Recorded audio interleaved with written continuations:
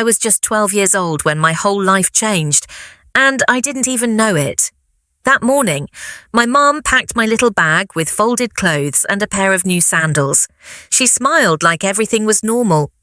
"It's just for the summer," she said, brushing my hair behind my ear. "You'll have so much fun at Uncle Ray's." I believed her. Why wouldn't I? I was still at that age where you trust every word your parents say. I thought maybe they needed some time alone, or maybe they were planning a surprise vacation for all of us. The car ride was quiet.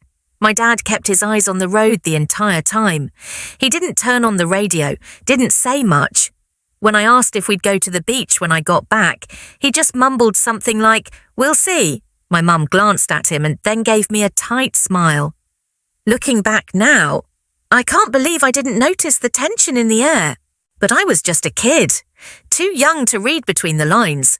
When we pulled up in front of Uncle Ray's place, I jumped out of the car, excited. I loved his big backyard and the old swing hanging from the tree. He came out to greet us, gave me a side hug, and said, "You're growing up so fast, kiddo." I smiled wide, thinking I was about to have the best summer ever. My mum leaned down, hugged me tightly, and kissed my forehead. "We'll be back next weekend," she whispered. I remember the perfume she wore, sweet and familiar. It stuck with me like a scent you can't wash off. But my dad didn't get out of the car. He just stared straight ahead, his hands gripping the steering wheel. I waved to him. He raised his hand halfway, then dropped it. No smile, no goodbye. It felt odd, but I didn't think much of it. They drove off, and I kept waving until the car disappeared down the road. I didn't know it then, but that was the last time I'd see them for nearly a decade. The first weekend, I packed my little bag again. I folded my clothes just like Mum had done and waited by the door. I asked Uncle Ray what time they'd be back. He looked up from his newspaper and said, "Soon, sweetheart, they'll come." I sat on the front steps for hours, watching every car that passed. By evening, I told myself maybe they were just running late. When the sun went down, Uncle Ray brought me a plate of spaghetti and said, "Let's eat, kiddo." I didn't want to eat, I just wanted to go home. The next weekend came, and I packed again. Same routine, I waited and waited, nothing. I started making countdowns in my notebook, drawing hearts around the weekends. I was sure they'd come, but each one passed the same way with silence.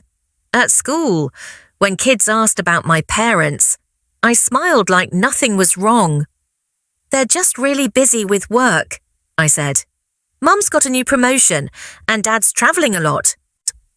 I repeated those lies so often, I almost believed them myself. Uncle Ray never said much. I think he didn't know what to say. When I asked if they called, he'd clear his throat and say, "They will, give it time." Then he changed the subject. First, I tried to force the topic. I asked every day, but over time, the questions slowed down. His answers didn't change, and the silence hurt more than the truth might have. I remember my 13th birthday. I wore the same pink dress I'd worn the year before, hoping it would remind Mum of me. I waited all day for a phone call, a card, anything. Uncle Ray gave me a small cupcake with a candle and a sweater that didn't quite fit. I smiled and thanked him, but inside I was hollow. That birthday was the first time I didn't cry in front of anyone. I waited until I was alone. Then came Christmas, then Easter, then summer again. Each holiday blurred into the next, with empty spaces where my parents should have been. Every time I heard a phone ring or a door knock, my heart raced. But it was never them, not even once. By the end of that first year, the waiting stopped. I didn't pack my bag anymore. I didn't sit by the window. I didn't mark dates in my notebook. Something inside me shifted quietly, like a candle going out. I didn't admit it out loud, not even to myself, but I started to believe what I didn't want to. They weren't coming back, and I had no idea why. Uncle Ray was never the kind of man who talked much. He had this steady way about him. He'd wake up early, fix himself coffee, and read the newspaper like it was a daily ritual that couldn't be disturbed. He didn't smile often, But he wasn't unkind either. He always made sure I had what I needed: school clothes, lunch money, a ride to school when the bus didn't come on Saturdays. He'd take me to the library and we'd spend hours there, not talking much, just reading our own books side by side. But no matter how many weeks or months passed, he never brought up my parents again, not even once. First, I kept asking, "Have they called? Did they say when they're coming?" But all he'd say was, "No word yet." And then he'd look away, like the words tasted bitter. Eventually, I stopped asking, and it became this silent agreement between us. We talk about everything except the two people I missed the most. He was kind. Yes, he never yelled or raised his voice. He remembered my school events, signed permission slips, and always had dinner ready. But he was also distant, like he'd built a wall that I wasn't allowed to look over. I started wondering, was he protecting me, or was he hiding something one night? When I was about 14, I got up to use the bathroom and passed his room. The door was slightly open, and I heard his voice, low and strained. He was on the phone. "No, she doesn't know yet," he said, then paused. "I can't be the one to tell her." My heart stopped. I stood there, frozen, trying to breathe quietly. I didn't hear the other side of the conversation, just his words. That one sentence wrapped around me like a cold wind. I never asked him about it. I was scared of what he'd say. A part of me wanted to believe he was just protecting me, keeping something from me because he thought I wasn't ready. But another part of me, the one that had grown tired of waiting, began to wonder, was he part of it all? Did he know why they left? Was he keeping secrets for them? That question sat in my chest for years, heavy and unanswered. High school was the hardest. Kids aren't always kind, especially when they sense something different. And I was different. No mum waiting at the school gate, no dad showing up for the parent-teacher meetings, no cheerful family photos to show during family week. At first, I told them my parents travelled for work. But that answer stopped working when years passed and no one ever saw them. So the lies grew.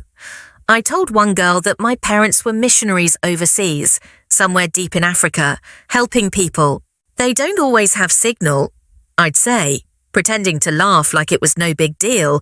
Sometimes I said they worked with doctors across the world. It got easier to lie than to say, "I don't know where they are," or worse, "They left me." But the truth, I was angry deeply, silently angry. Angry at them for vanishing. Angry at Uncle Ray for never giving answers. Angry at myself for still missing them after everything. That anger turned inward sometimes. I remember staring in the mirror, trying to imagine what it was about me that made them leave. Was I too quiet, too loud, not good enough? I started writing letters to them, pages and pages, pouring out everything I couldn't say out loud. I never mailed them. I didn't have an address. But writing helped. At least a little. In those letters, I told them about my school days, the things I was scared of, the birthdays they missed. I'd imagine Mum reading them with tears in her eyes, or Dad feeling sorry for what they'd done. It was the only place I let myself be honest. Sometimes, in crowded places, grocery stores, malls, train stations, I'd find myself searching faces. Every now and then, someone with a similar haircut or walk would catch my eye. My heart would leap for just a second before reality pulled it back down. I even dreamed about bumping into them accidentally on the street. They'd look shocked, apologize, beg for forgiveness, and explain everything. But those dreams always ended the same. I'd wake up with tears on my pillow and the same heavy silence in the house. School events were torture.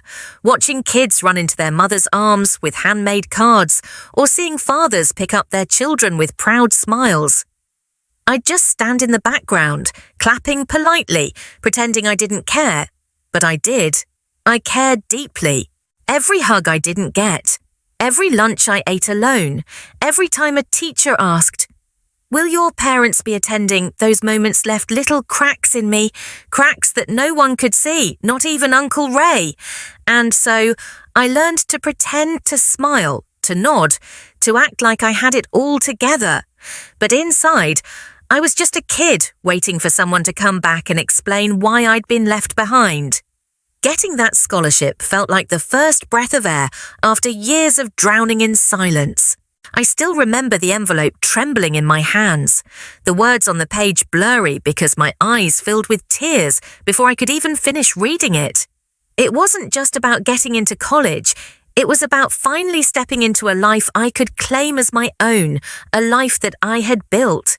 Not one that had been handed to me or left behind like a suitcase on a stranger's doorstep. Uncle Ray helped me pack. He didn't say much, he never did, but I saw the pride in his eyes when he loaded my suitcase into his truck. That ride to campus was quiet but comfortable. When we pulled up, he handed me an envelope with a little cash inside and said, "In case you need anything extra." I hugged him, not knowing how to say thank you for all the years he had tried imperfectly, silently, but with a kind of quiet loyalty. College was a fresh start. No one there knew my past, and I didn't have to explain anything unless I chose to. For the first time, I stopped pretending. I told a few close friends that my parents had died when I was younger. It wasn't the full truth, but it was closer than the lies I'd told before. And honestly, in some ways, it felt true because the people who dropped me off at Uncle Ray's never came back. Whoever they were then, they were gone. My scholarship covered most things, but not everything. So I worked part-time in the campus library. Quiet stacks of books, the smell of paper and ink, people whispering around me. It became a safe space. I liked the silence. It gave me room to think, to process, to heal in small, slow ways. I budgeted carefully, skipped nights out, and wore the same coat for 3 winters straight. But I never asked for help. I couldn't. I'd learned too young what it felt like when people leave, and I didn't want to owe anyone anything, ever again. When it came to relationships, I kept people at arm's length. I laughed at the right jokes, went on a few dates, but I always pulled back when things got close. Something in me was too afraid they'd leave too, or worse. See the broken pieces I worked so hard to hide. In my dorm closet, taped to the inside where no one could see, I kept one old photo. It was of me at age 7, sitting between Mum and Dad on the front porch, ice cream dripping down my chin, all of us smiling like we were frozen in time. I couldn't bring myself to throw it away. No matter how much they'd hurt me, that photo was proof they were real, that at least once they had loved me, or maybe I just needed to believe they had. The morning of graduation felt like a dream. I had ironed my gown the night before, careful not to wrinkle the sash that marked me as an honours student. As I pinned my hair back in place, my hands trembled slightly, not out of fear, but disbelief that I had made it. Every test, every paper, every late-night shift at the library had led to this moment. I stood taller that day, not just because of the heels, but because I knew I had built this life, brick by brick, with no help from the people who were supposed to be there from the start. Uncle Ray sat in the front row. He wore his old brown suit, the one he reserved for important days' weddings, funerals, and now, my graduation. When my name was called and I stepped up to receive my diploma, he stood up and clapped louder than anyone. I caught his eyes, wet with emotion, and smiled. For a second, it felt like that moment belonged just to us. But then, as I walked down the steps and into the crowd, something shifted. I heard heels on concrete. I looked up. The people around me seemed to part without knowing why, like a tide making way for a storm. And there she was, my mother. She stood there like she'd never left. Her hair was pulled back. She wore soft makeup and a pearl necklace that shimmered against her skin. She smiled like this was any other family celebration. "Sweetheart," she said, tilting her head slightly, "you look beautiful." My chest tightened. For a second, I couldn't speak, couldn't breathe. It was like someone had dropped ice water down my spine. My hands clenched at my sides. I heard the laughter and chatter of other families behind us. But in that moment, the world went silent. Why not? That question echoed in my mind. Loud and sharp. Why show up today after 9 years of nothing? After birthdays missed, letters unanswered, and long nights crying into a pillow, wondering what I had done wrong. I took a step back. I didn't yell. I didn't cry. I just looked at her, then turned and walked away. My heels clicking sharply against the pavement. The crowd looked confused. A few heads turned. Uncle Ray started to move toward me, concern in his eyes. But I shook my head. I needed space. My mother didn't follow. She didn't call out. She just stood there, still smiling, like she expected this to be easy, like she expected me to run into her arms and pretend the last decade hadn't happened. But I wasn't of any more. I had spent too many years surviving without her to let her rewrite the story now. And I wasn't about to let her back in just because she finally decided to show up. That night, after the ceremony and the dinner with Uncle Ray, I sat on the edge of the bed in my small apartment, still in my graduation dress. The excitement from the day had faded into a strange emptiness. My diploma was on the desk, my cap tossed aside, and a slice of untouched cake sat melting on a paper plate. Then, my phone buzzed a message from a number I didn't recognize. My heart sank when I saw the first words, "It's your mum." My fingers hovered above the screen, frozen. I stared for a few seconds before finally tapping to open it. It was long. "We didn't know how to tell you. We were young and scared, and we made mistakes. We thought you'd be better off with Rye. He was stable, responsible. We weren't. We didn't want to mess you up any more than we already had." I kept reading, line after line, my chest tightening with each word. Not a day passed that I didn't think of you. I missed you every single day. I kept your drawings. Your little voice still lives in my head, especially the way you said, "See you soon," when we dropped you off. We didn't mean to disappear. We just didn't know how to fix what we broke. And then so much time passed, and it became harder to come back. But I saw you today, and I couldn't stay away any longer. Please don't hate me. Can we please start over? My eyes blurred. I hadn't even noticed I was crying until I felt a tear slide down my cheek. Was it guilt or rage or just sadness that had been buried for so long I didn't even recognize it anymore? I clutched the phone to my chest, trying to steady my breath. For years, I had imagined letters like this, messages, apologies, something that would explain everything. And now, it was right here on my screen. But it didn't bring peace, just more questions, more confusion.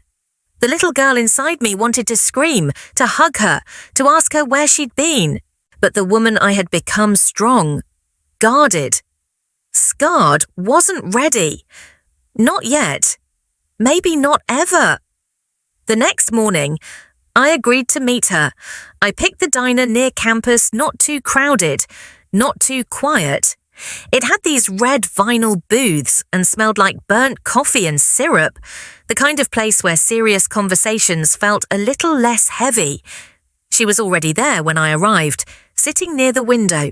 Her hands were wrapped around a mug of tea, and for a moment, she looked just like any other woman waiting for her daughter.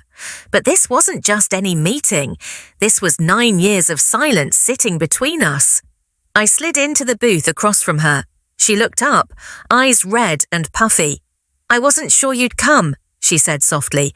"I almost didn't," I replied, keeping my voice calm but firm. She nodded, like she expected that. There was a long pause before she finally spoke again. "I owe you everything, an explanation and an apology." I didn't interrupt. I wanted her to say it. All of it. She took a deep breath. "Your father, he never wanted children. Not really. When I got pregnant, he panicked. We were already struggling. Money was always tight. And when you were born, things got worse. We fought constantly. I tried to protect you from it, but I knew you saw more than you should have." I stayed quiet, watching her unravel. "When you were 12, we were on the brink of losing everything. Your Uncle Rye, he offered to take you for the summer, just to give us space to figure things out. But your father, he made it clear. He didn't want to bring you back. He said we were doing you a favor, giving you a better life. I didn't fight him hard enough. She wiped at her eyes with a napkin, her voice shaking. I told myself we'd come back, that we'd fix it and come back for you, but we didn't, and the longer we stayed away, the harder it became. I was a coward. I let time build a wall between us. I didn't know how to face you after that. I stared at her, my hands flat on the table. You chose the easy road, I said, my voice low but steady. You handed me off like luggage and walked away. I didn't get to choose anything. I had to survive. She looked down, lips trembling. You missed everything. I continued. My birthdays, my first heartbreak, my first job, every single time I needed you, you weren't there. I had to make up stories to protect your memory because the truth hurt too much. Tears rolled down her cheeks.